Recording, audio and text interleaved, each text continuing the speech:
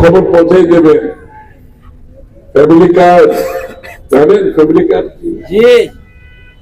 বাংলাদেশের ইতিহাসে কোনোদিন হয় না, পাকিস্তানের ইতিহাসে হয় না। প্রত্যেকটি পরিবারের গৃহকর্ত্রী, আপনাদের যারা বিবি গৃহকর্ত্রী, প্রত্যেকে একটা করে ফ্যামিলি কার্ড দেওয়া ইনশাআল্লাহ। 2500 টাকা পর্যন্ত তার অ্যাকাউন্টে সে খরচ করতে পারবে প্রত্যেক মাসে। এই টাকা তার জামাইকে দিতে হবে না, তার ছেলেকে দিতে হবে না, মেয়েকে দিতে হবে না, কারণ ওরা তো নিজেরা আয় করতেছে। যিনি ঘর পরিচালনা করছে তার বেতন কে দেয়? কেউ দেয়?